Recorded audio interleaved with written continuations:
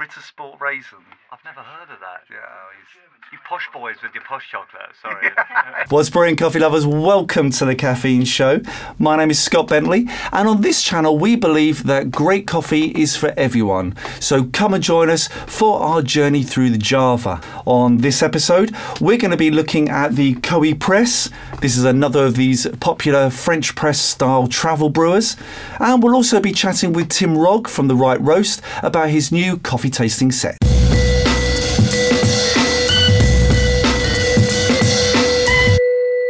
Firstly, we wanted to congratulate Joshua Taro of Origin Coffee Roasters for his UK BC win last weekend at the London Coffee Festival. We're looking forward to seeing him compete at the World Barista Championships, and hopefully he can follow in the footsteps of Dale Harris and lift that World Barista Championship trophy as well. We also wanted to congratulate Agnieszka Rogowska for her Coffee Masters win, and I hope you enjoy the £5,000 prize. We also wanted just to bring to your attention James Hoffman's video, which he's recently released, called What I Learned at the London Coffee Festival. And I think that he's made some really interesting points about both visiting and exhibiting at the London Coffee Festival. We're going to link that up in the corner here, so go and check that out if you want to have a look at that too. Okay, on to this. This is the KohiPress. Now, firstly, I want to say that we were sent this for free. However, we are not being paid to review this, and we're not being sponsored on this channel by Kohi in any way. I do want to do a quick review of this though, because I think of the coffee brewers that we have done recently, this is probably one of the best. It's a very nice, sleek piece of design. It has a couple of features unlike some of the other brewers as well. So first off, it's nice and slim, will fit very easily in any sort of standard cup holder. It's also got this very fine metal mesh at the bottom here to filter out any of your coffee grinds. We didn't find any grinds in any of the brews that we made. It comes in these two distinct parts, as you can see. This is your main brewing chamber, and then the chamber on the top here is where your brewed coffee will sit. The bottom here has a very clever one-way valve, so when you press the chamber down, it doesn't kind of continue to brew the coffee. You don't get over brewed coffee. So the brewer will take around 400 grams of water, so that translates to between 25 to 27 grams of coffee for your usual ratio. We'll then fill this up to this sort of notch here. If you're not going to weigh your water, give it a bit of a stir, leave it for 4 minutes, and then plunge down. So we're going to do that now, give you a bit of a run through. We're going to take the top off as well, because that makes the plunging a lot easier. We're going to take some ground coffee, and we're going to add our water.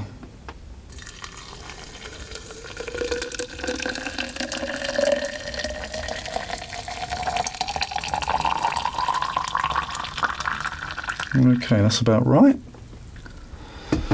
We're going to leave this to sit for around 4 minutes and then come back to it. So we've been brewing this in here for around 4 minutes now, and what we're going to do is we're going to plunge this down. We're just going to put the top on, just make sure you keep it open. Stick that in the top, and just push down.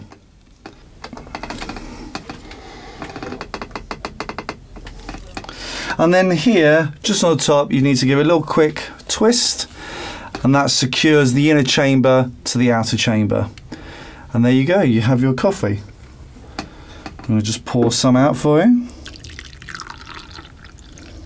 What I think is really interesting about this over a lot of its rivals is the fact that it's a vacuum double-walled brewer, which works in exactly the same way as a thermos flask does.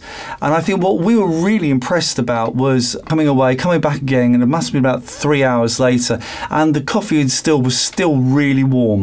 You know, really still a great temperature to drink it at. So in my mind, what this will be really, really good for is to brew some coffee up. You could stick it in your backpack if you want to go for a hike or go for a ride, and you know in a number of hours later you could still open it up. The coffee wouldn't have been over brewed, and also it's still going to be piping hot. So there's a lot of things to like about the KohiPress. However, I'm going to show you something which I wasn't a big fan of. I'm going to pour out the rest of the coffee just for a moment.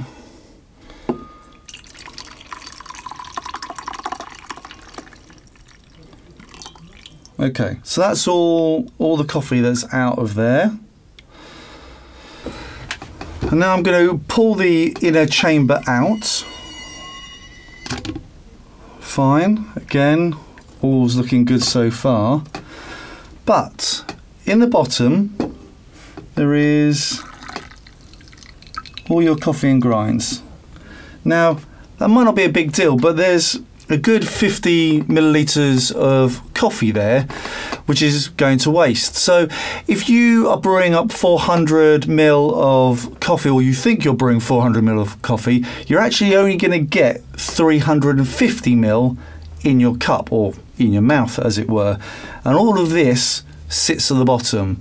Now this does make for a slightly easier cleaning, but you're also missing out on really lovely coffee.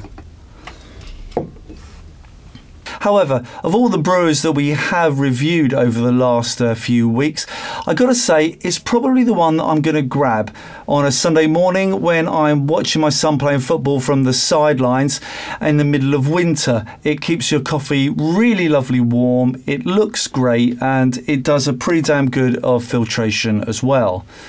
The KohiPress is available through Amazon for around £23, so if you'd like to get your hands on one, we will leave a link in the description down below. Well, I'm joined today by Tim Rogg from The Right Roast. Tim has just launched a new tasting set, and we're going to quickly go through that and see what the current set is and some of the coffees in there, and then we're going to taste one of those coffees. What have you brought with us? Right, this is taster set number 2, and we were in Berlin for this one, so we found 3 amazing roasters there, but we also, while we were there and we were tasting all these different coffees, we thought, why not sort of make everything from one origin? So there are 3 Rwandan coffees from 3 different roasters in Berlin. So same origin and same city. Yes. And 3 different roasters. 3 different roasters. Cool, great stuff, wonderful. Let's have a look in the box. Okay.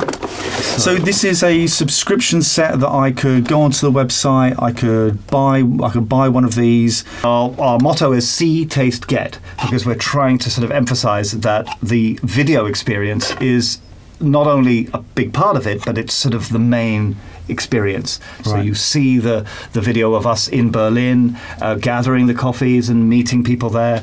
Then you purchase one of these, and just before it arrives, we release the videos to you, the customer only. I see. So you can then watch those videos where you'll meet the roaster, you'll get a brew guide, and then you get very excited for your coffee, which hopefully arrives at the same time as you're watching those videos.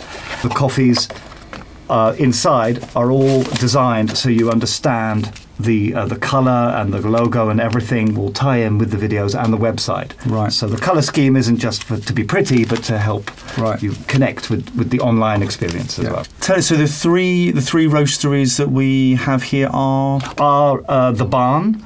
We've always wanted to work with Ralph. We love The Barn. We love Ralph. Ralph, we love you. We love you. The second one is by Fjord. And Fjord are interesting because they're not Norwegian, but they're 2 Aussies, or 3 of them, and they've all collaborated together. They each own other things, but it's an unusual collaboration. And of course, the Rwanda coffee we tried blew us away, so we had to know their story. Great. And the third is The Visit.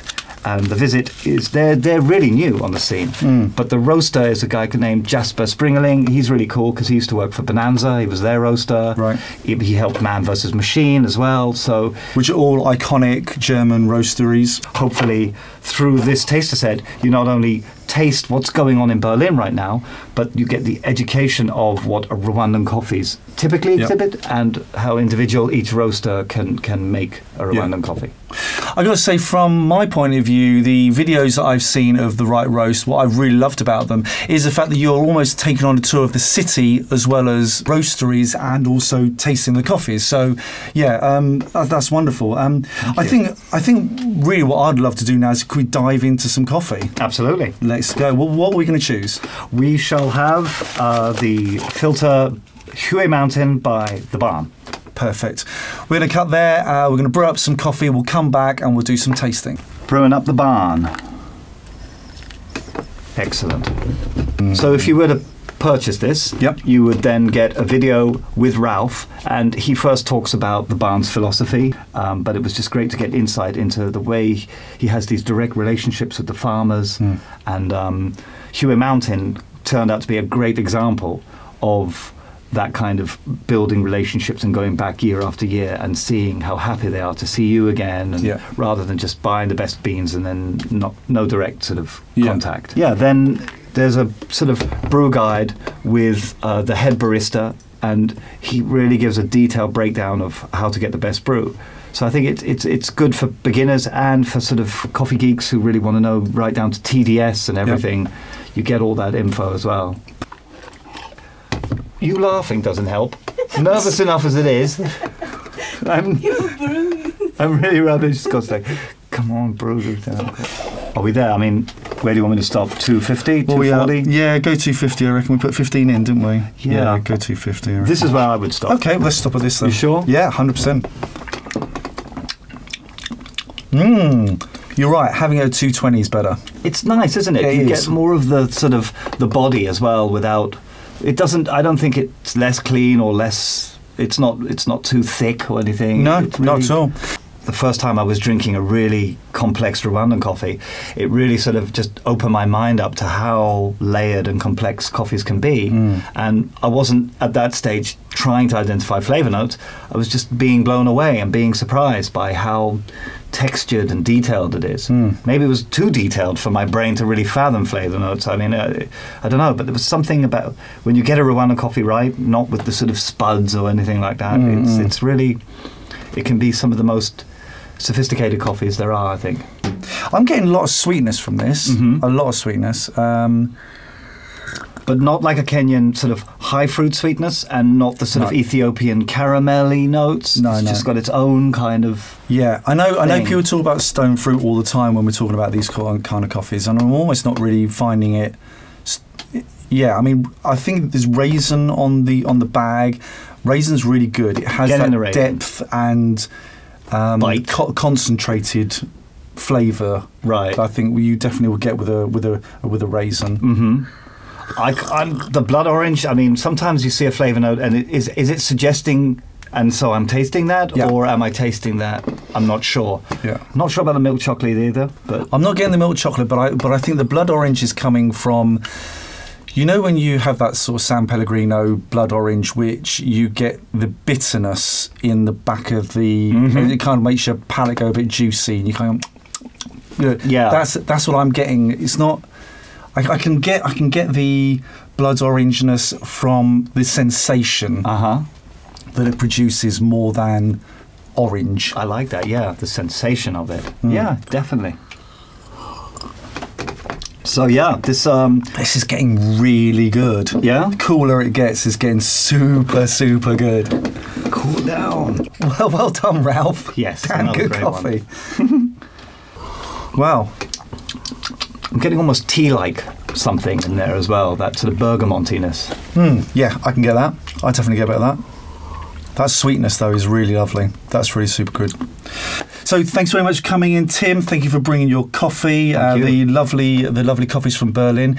If you'd like to learn more about this, then check out Tim's YouTube channel with The Right Roast. We'll put a link up in the corner.